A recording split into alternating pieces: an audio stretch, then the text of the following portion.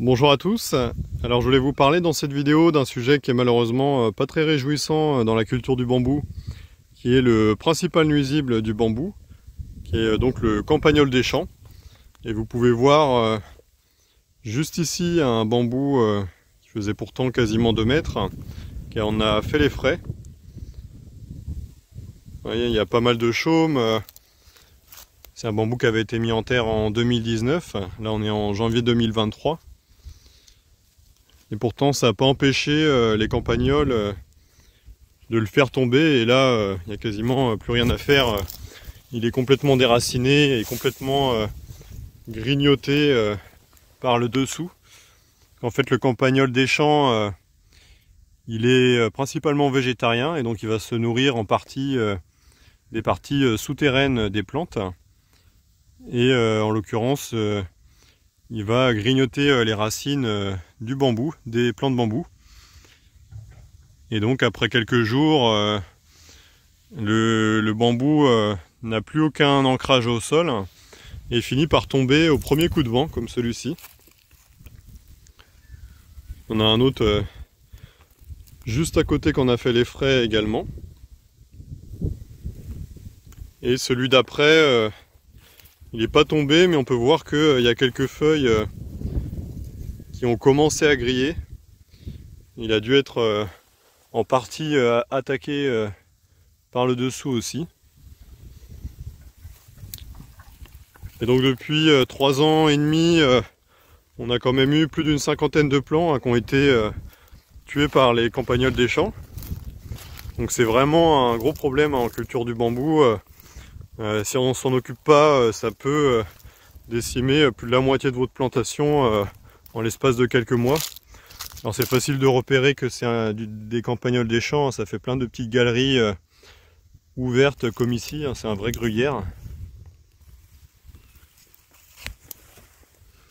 Voilà, ça c'est l'entrée d'une galerie de campagnols des champs. Donc là il y a encore des bambous par ici qui ont été grignotés et qui sont tombés également. Ça doit être récent parce que les feuilles sont encore vertes. On a un autre là-bas au fond. Et en plus ici on est sur la partie de la parcelle dans laquelle il y a eu le plus de dégâts parce qu'on a aussi eu plus d'une centaine de plants qui avaient été mangés par des lièvres dans cette partie-là de la plantation la première année. Mais le mulot, je dis le mulot parce qu'on appelle le campagnol des champs souvent le mulot par abus de langage, mais le campagnol des champs c'est vraiment le nuisible qu'on a le plus et qui est vraiment le plus embêtant et le plus difficile à contrôler. Donc en matière de contrôle pour limiter leur population, il y a plusieurs solutions. Alors la première solution en préventif, ça va être d'attirer les prédateurs naturels du campagnol en mettant par exemple des perchoirs, comme on avait fait là-bas.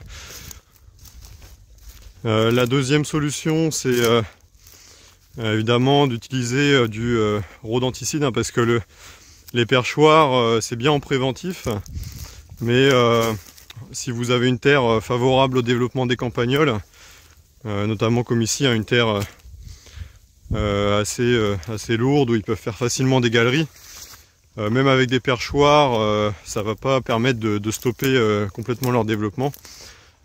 Donc une autre solution, c'est l'utilisation de rodenticides.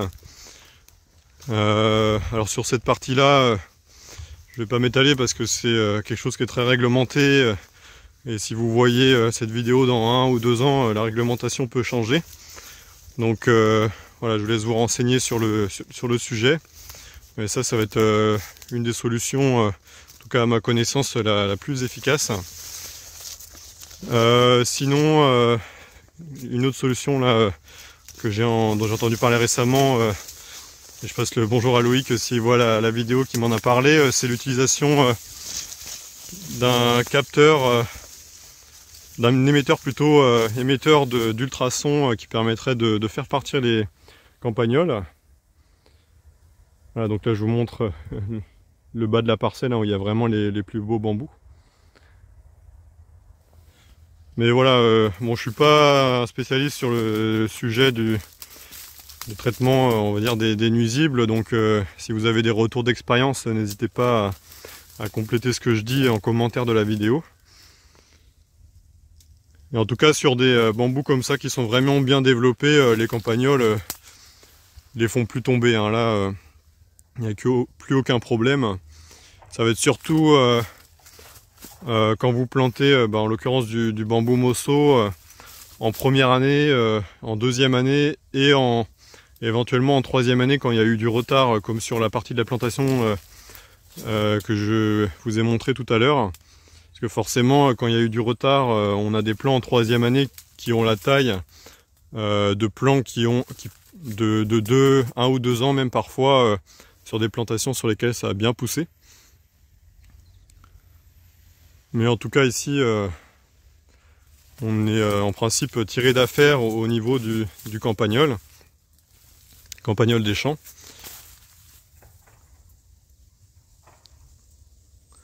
Voilà, donc même s'il y a beaucoup d'avantages et que la culture du bambou c'est très agréable quand ça fonctionne, faut bien avoir conscience que comme chaque culture, il y a aussi des inconvénients et des difficultés assez importantes.